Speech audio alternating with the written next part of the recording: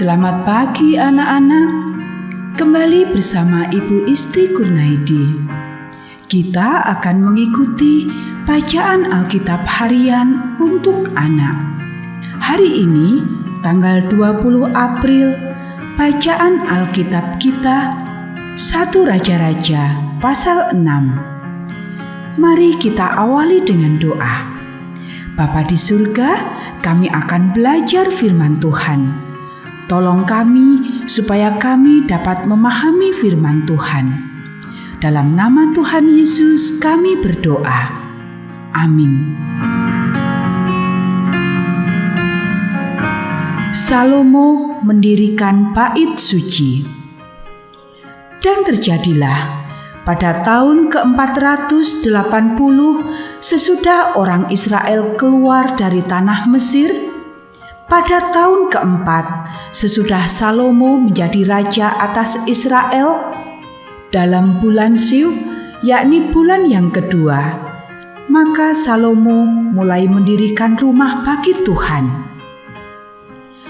Rumah yang didirikan Raja Salomo bagi Tuhan itu 60 hasta panjangnya dan 20 hasta lebarnya dan 30 hasta tingginya. Balai di sebelah depan ruang besar rumah itu 20 hasta panjangnya menurut lebar rumah itu dan 10 hasta lebarnya ke sebelah depan rumah itu. Dibuatnya juga pada rumah itu jendela-jendela yang rapat bidainya. Pada dinding rumah itu sekelilingnya didirikannya kamar tambahan, sekeliling ruang besar dan ruang belakang, dan seluruhnya dibuatnya bertingkat-tingkat. Tingkat bawah 5 hasta lebarnya, yang tengah 6 hasta, dan yang ketiga 7 hasta.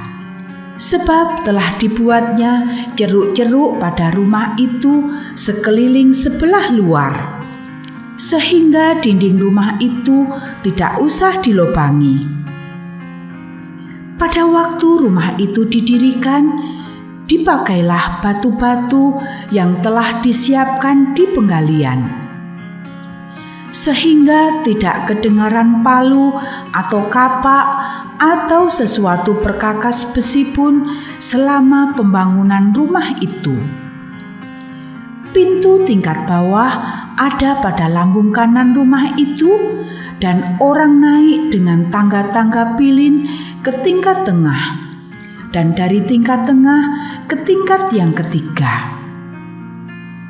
Setelah ia selesai mendirikan rumah itu, dibuatnyalah langit-langit rumah itu dari bingkai dan pemapan dari kayu aras. Dan setelah ia mendirikan kamar tambahan itu pada rumah itu sekeliling, yakni setiap tingkat 5 hasta tingginya, maka rumah itu ditutupinya dengan kayu aras.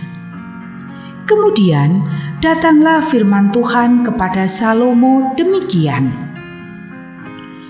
mengenai rumah yang sedang kau dirikan ini, jika engkau hidup menurut segala ketetapanku dan melakukan segala peraturanku dan tetap mengikuti segala perintahku dan tidak menyimpang daripadanya, maka aku akan menepati janjiku kepadamu yang telah kufirmankan kepada Daud ayahmu, yakni bahwa aku akan diam di tengah-tengah orang Israel dan tidak hendak meninggalkan umatku Israel. Setelah Salomo selesai mendirikan rumah itu, ia melapisi dinding rumah itu dari dalam dengan papan kayu aras, dari lantai sampai ke balok langit-langit dilapisinya dengan kayu aras. Tetapi lantai rumah itu dilapisinya dengan papan kayu sanobar. Kemudian disekatnyalah 20 hasta bagian belakang rumah itu dengan papan kayu aras dari lantai sampai ke balok-balok, Lalu dibuatnyalah ruang itu menjadi ruang belakang, menjadi tempat maha kudus. Dan 40 hasta panjangnya ruang yang di depan ruang belakang itu, yakni ruang besar. Kayu aras sebelah dalam rumah itu berukirkan buah labu dan buah mengembang. Semuanya ditutupi kayu aras, tidak ada batu kelihatan. Demikianlah dilengkapinya ruang belakang di dalam rumah itu, di sebelah dalam sekali, supaya di sana ditaruh tabut perjanjian Tuhan. Ruang belakang itu 20 hasta panjangnya dan 20 hasta lebarnya dan 20 hasta tingginya. Ia melapisinya dengan emas kertas, lalu ia membuat mezbah dari kayu aras di depannya.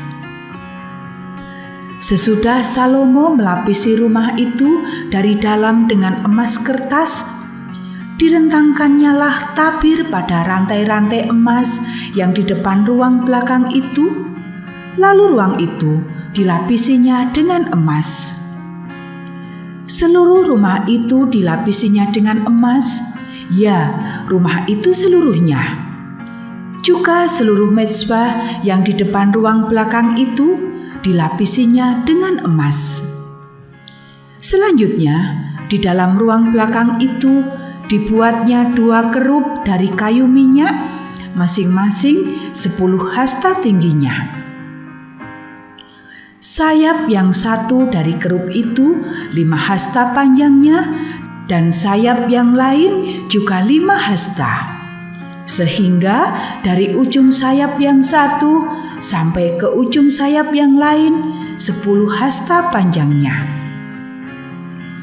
Juga kerub yang kedua adalah 10 hasta panjangnya, dan kedua kerub itu sama ukuran dan sama potongan badannya. Tinggi kerub yang satu 10 hasta, dan demikian juga kerub yang kedua.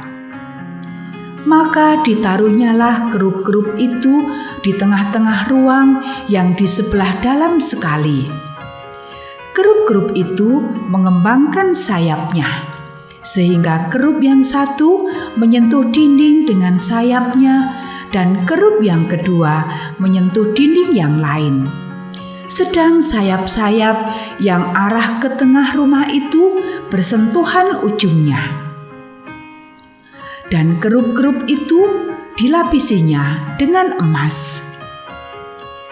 Dan pada segala dinding rumah itu berkeliling, ia mengukir gambar kerub, pohon korma, dan buah mengembang, baik di ruang sebelah dalam maupun di ruang sebelah luar. Juga lantai rumah itu dilapisinya dengan emas, baik di ruang sebelah dalam maupun di ruang sebelah luar. Sebagai pintu masuk ke ruang belakang, dibuatnyalah pintu dari kayu minyak, ambang dan tiangnya merupakan segi 5. Pada kedua daun pintu yang dari kayu minyak itu, ia mengukir gambar kerub, pohon kurma, dan bunga mengembang, kemudian dilapisinya dengan emas.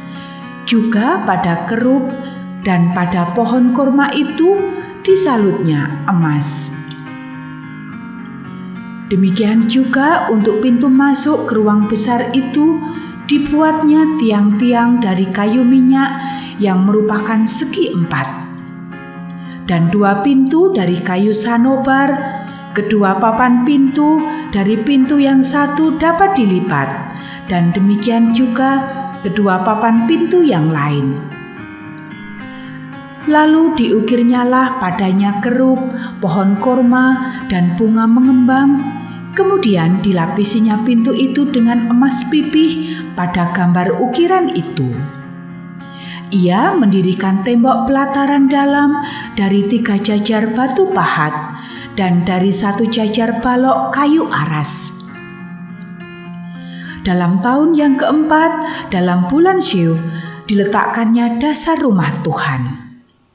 Dan dalam tahun yang ke-11, dalam bulan Bul, yakni bulan ke-8, selesailah rumah itu dengan segala bagian-bagiannya dan sesuai dengan segala rancangannya. Jadi 7 tahun lamanya ia mendirikan rumah itu. Anak-anak, demikianlah bacaan firman Tuhan hari ini. Mari kita akhiri dengan doa. Bapa di surga, terima kasih kami sudah belajar firman Tuhan. Tolong kami supaya kami dapat melakukannya. Kiranya Tuhan memberkati kami hari ini saat kami belajar, bermain, dan membantu orang tua. Dalam nama Tuhan Yesus kami berdoa. Amin.